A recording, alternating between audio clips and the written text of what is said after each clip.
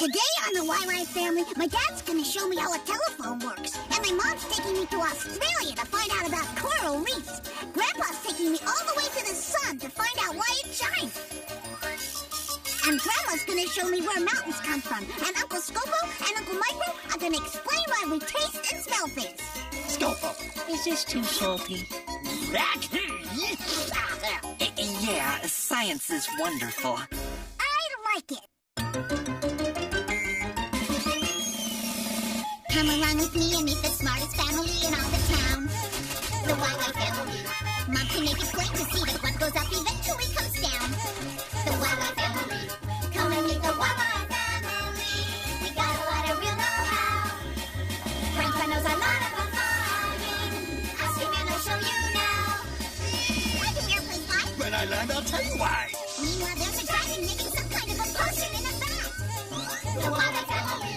And Grandma's no stranger. She can teach you all the dangers found in that. The YY family. Mixes up mechanical marvel. Why? I know a copy kind of guy. Maybe we can show you the answer now. If you want to take a look inside.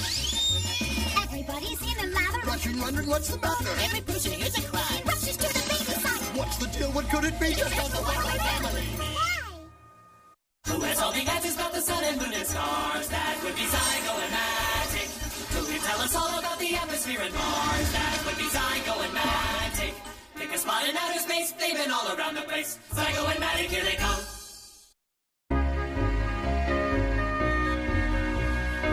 You'd better wear this, my boy. The sun is shining strong today. Okay, but can you tell me why the sun shines? Well, it's very simple, really.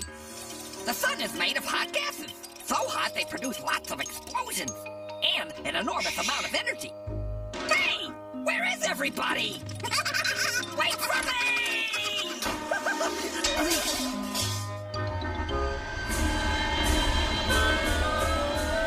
Is the sun a long way away?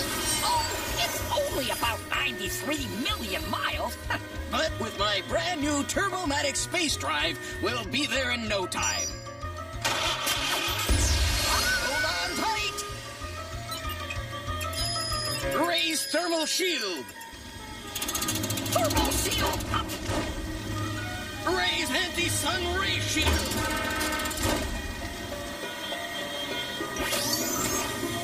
Shield up. There you are. Now we're well protected against the sun's heat and light.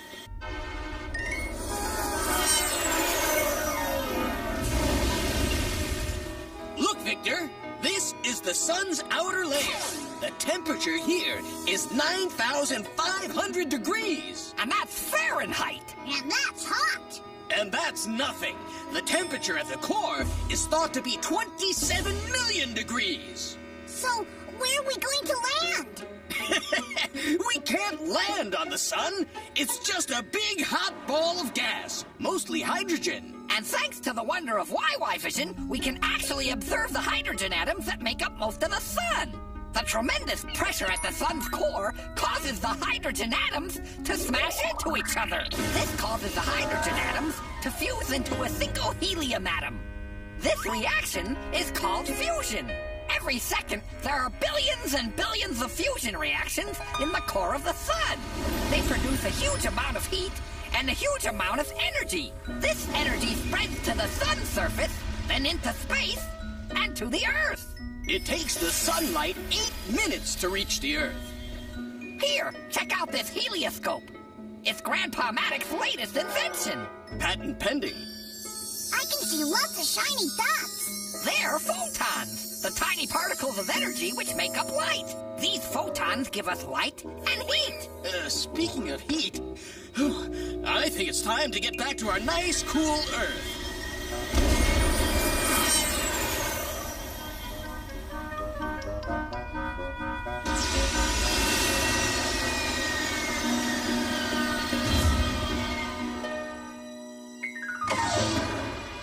Oh, there you are. You're just in time for lunch. We decided to have our picnic.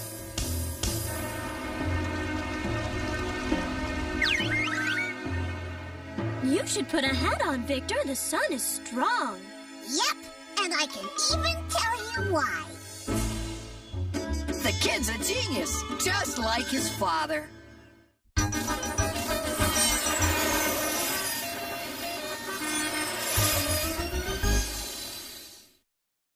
How does it do this? How does it do that? Max is the one with the electronic knack.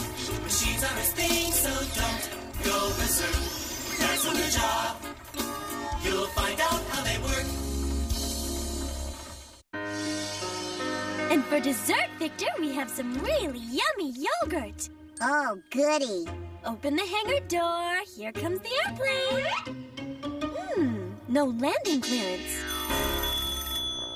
YY Workshop? Hello? Hello, Max? Oops. Oh, hello, dear. Hello, darling. I'm here with Victor, who refuses to eat his yogurt. Hi, Dad. Listen, Dad, I've been meaning to ask you, how does the telephone work? You're not just asking that so you won't have to eat your yogurt, are you?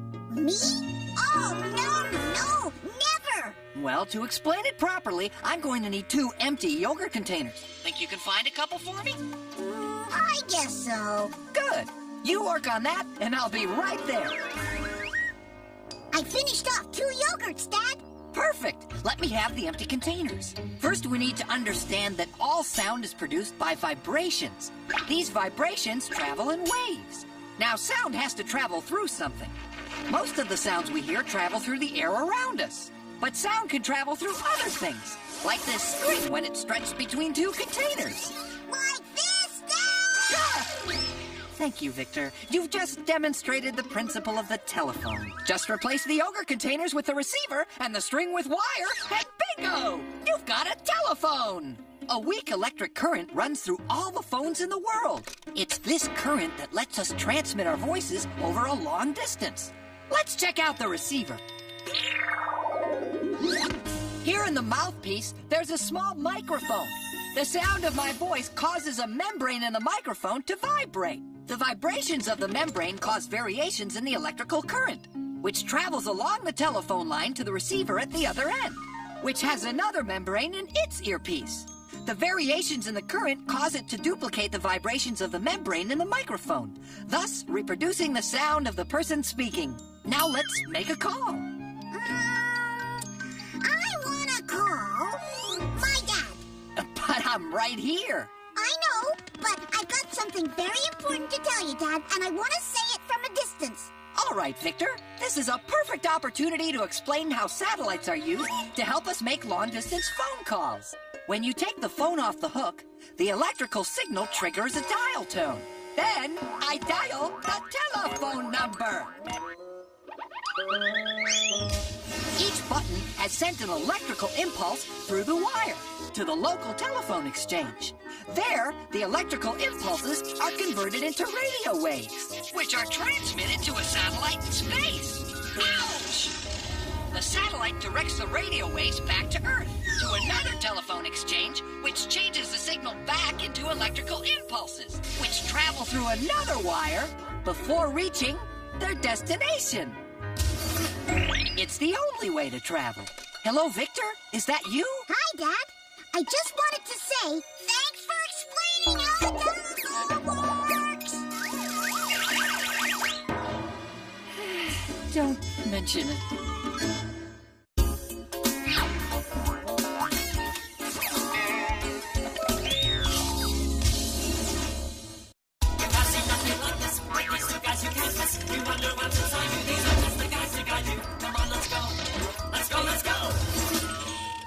These guys are in the know, micro and scope.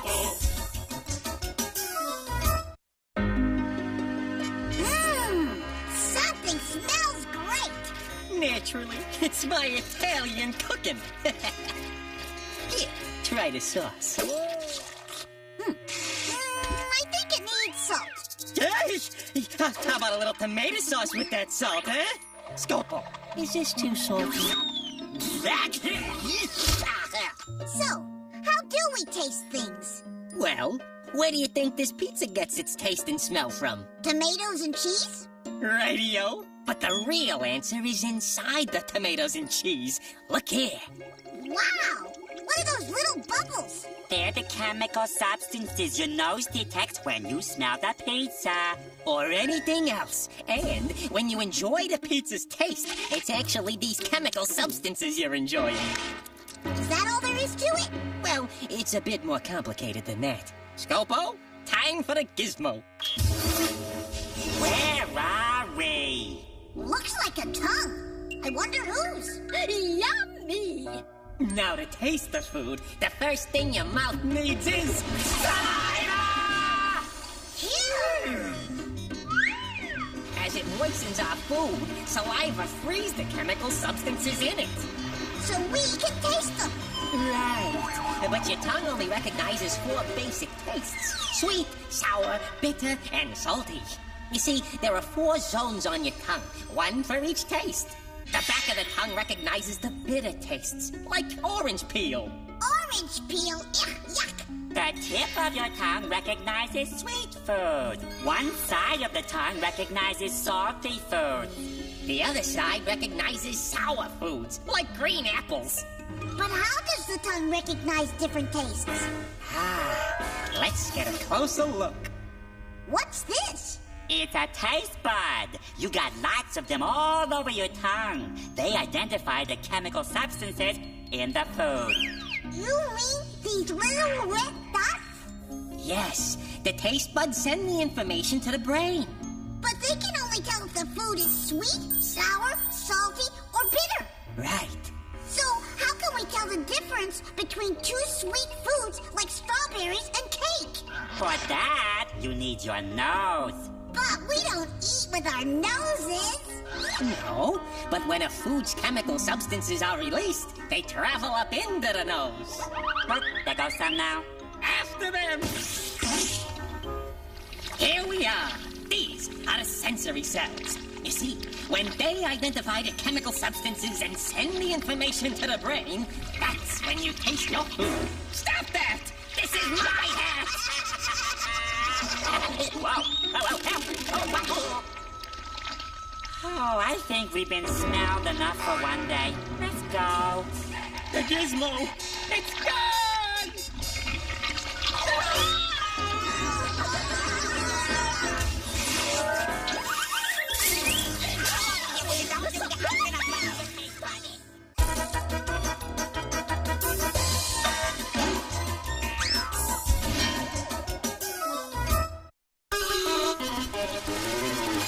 Have you ever wondered why the salty oceans, lightning, thunder, what the earth is like down under? Why there's wind and snow and rain? Let earth and basalt explain.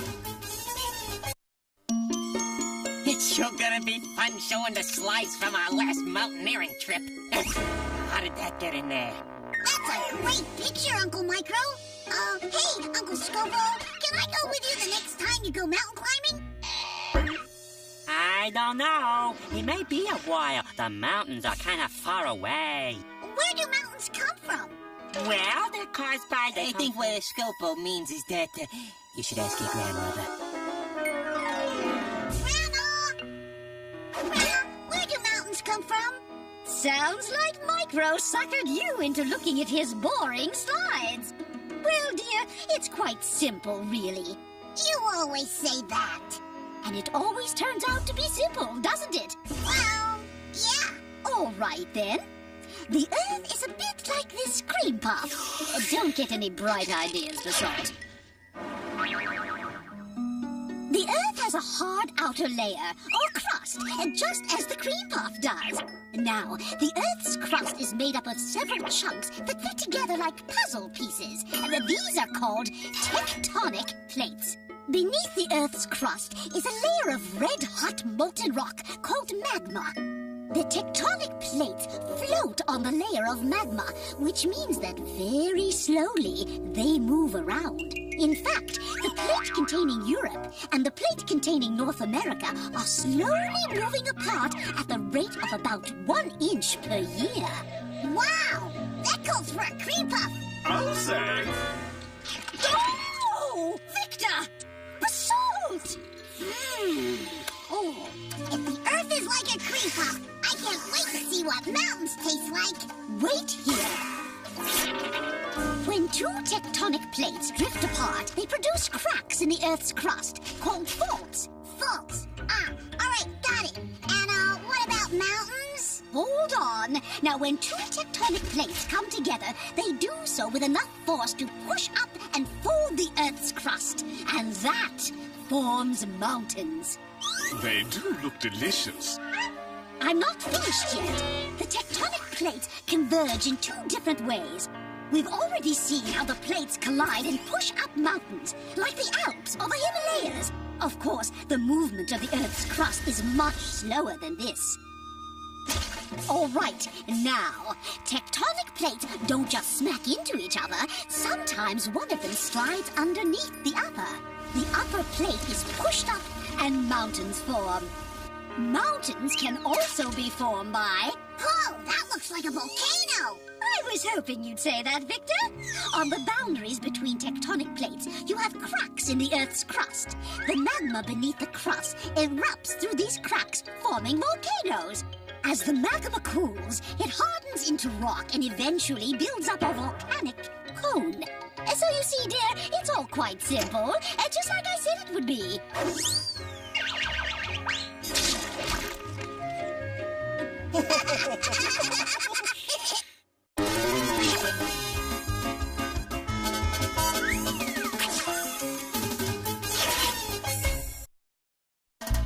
Hey, the questions that you have are not too serious. The animals and plants are not so mysterious, so have no fear. Everything will be made clear. Vanilla, Quick, and Quack are here.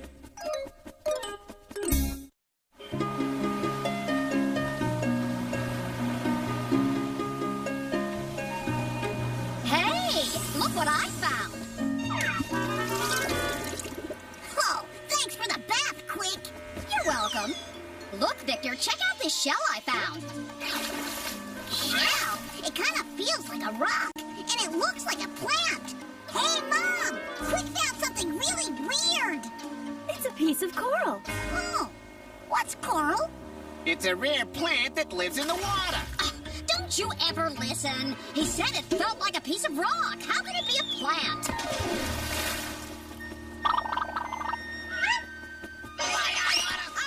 So anyway, Mom, what is coral? It's sort of like stone, but has tiny animals living inside it. It's found in the warmer parts of the ocean. Why don't we go see? Okay. Come on, guys. We're gonna go visit some coral.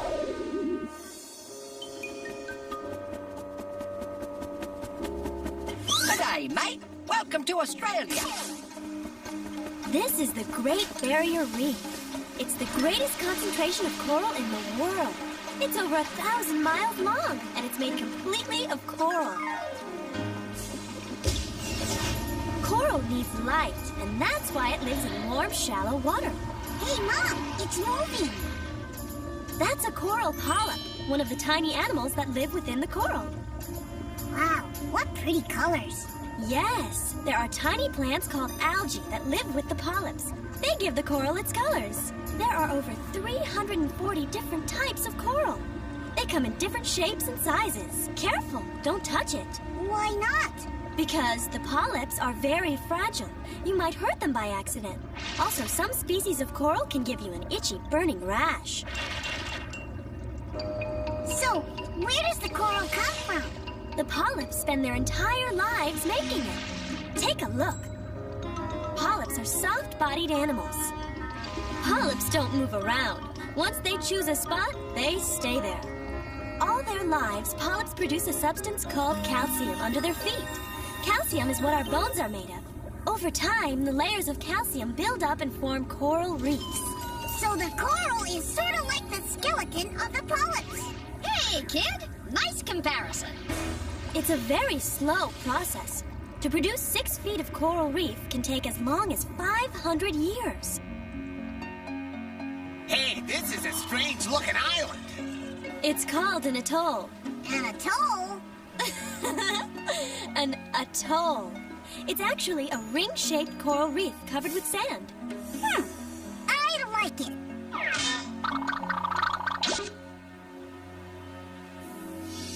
Hey, I found a huge piece of coral.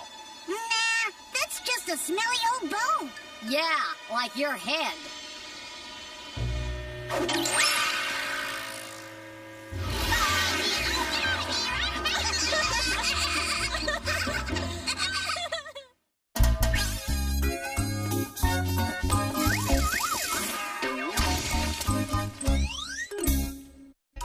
Well, Victor, what'd you learn today? Oh, tons of neat stuff. I learned that the sun is a huge burning ball of hydrogen gas. I also learned that a telephone works by changing sound into electrical impulses that can be transmitted to a receiver that changes them back into sound. Thanks for explaining how the telephone works. I learned that when we taste and smell things, the taste buds on our tongues and the sensory cells in our noses are reacting to chemical substances in the food. Yummy! And I learned that the Earth's crust is made up of sections called tectonic plates. And when these plates come together, mountains are formed. Sounds like a pretty big day. It was, but I still have plenty of questions left for next time.